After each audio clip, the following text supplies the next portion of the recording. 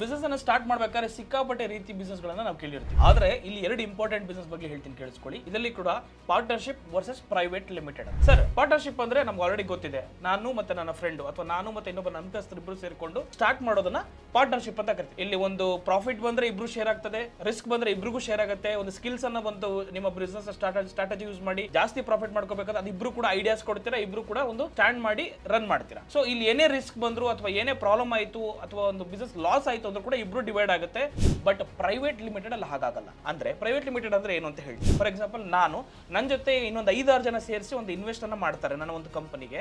ಅವೆಲ್ಲವೂ ಸೇರಿಸಿ ಒಂದು ಪ್ರೈವೇಟ್ ಲಿಮಿಟೆಡ್ ಆಗಿ ಆ ಕಂಪನಿಯನ್ನ ಸ್ಟಾರ್ಟ್ ಮಾಡ್ತೀನಿ ನಾನು. ಆ ಕಂಪನಿಯಲ್ಲಿ ಏನಾದ್ರೂ ಪ್ರಾಫಿಟ್ ಬಂತು ಅಂದ್ರೆ ಎಲ್ರಿಗೂ ಡಿವೈಡ್ ಆಗುತ್ತೆ. ಬಟ್ ಇನ್ ಕೇಸ್ ಏನಾದ್ರೂ ಲಾಸ್ ಅಂತ ಬಂತು ಅಂದ್ರೆ ನನ್ನನ್ನು ಬಂದು ಯಾರು ಕೇಳೋ ಹಾಗಿಲ್ಲ. ಸೊ ಪ್ರೈವೇಟ್ ಮಾಡಿದ್ರೆ ಎಲ್ಲರೂ ಕೂಡ ಅದಕ್ಕೆ ಒಂದು ಲಾಸ್ ಗೆ ಬಾಧಿತರಾಗಿರ್ತಾರೆ. ಅಂದ್ರೆ ಅವ್ರವ್ರಿಗೆ ಆದಂತ ಸೀಮಿತವಾಗಿ ಇರುತ್ತೆ ಅವರ ಲಾಸಸ್. ಯಾರು ಬಂದು ಇನ್ನೊಬ್ಬರನ್ನ ಕೇಳೋಂಗಿಲ್ಲ, ಇನ್ನೊಬ್ರು ಪ್ರಶ್ನೆ ಮಾಡೋಂಗಿಲ್ಲ. ಪ್ರಾಫಿಟ್ ಆಯ್ತು ಅಂದ್ರೆ ಅದೆಲ್ಲರಿಗೂ ಕೂಡ ಡಿವೈಡ್ ಆಗೇ ಆಗುತ್ತೆ. ಈ ಒಂದು ಪಾರ್ಟ್ನರ್ಶಿಪ್ ಮತ್ತೆ ಪ್ರೈವೇಟ್ ಲಿಮಿಟೆಡ್ ಯಾವ್ದಕ್ಕೆ ಯೂಸ್ ಆಗುತ್ತೆ ಅಂದ್ರೆ ಗಾರ್ಮೆಂಟ್ಸ್ ಆಗುತ್ತೆ, ರೆಸ್ಟೋರೆಂಟ್ ಆಗುತ್ತೆ, ಇ ಕಾಮರ್ಸ್ ಬಿಸ್ನೆಸ್ ಆಗುತ್ತೆ, ಸರ್ವಿಸಸ್ ಕನ್ಸಲ್ಟಿಂಗ್ ಮಾಡ್ತಾರಲ್ಲ, ಈ ಇಷ್ಟು ಒಂದು ಕ್ಯಾಟಗರೀಸ್ ಗಳಿಗೆ ಪಾರ್ಟ್ನರ್ಶಿಪ್ ಮತ್ತೆ ಪ್ರೈವೇಟ್ ಲಿಮಿಟೆಡ್ ಎರಡೂ ಕೂಡ ಯೂಸ್ ಕೂಡ ಆಗುತ್ತೆ ಇವೆರಡರಲ್ಲೂ.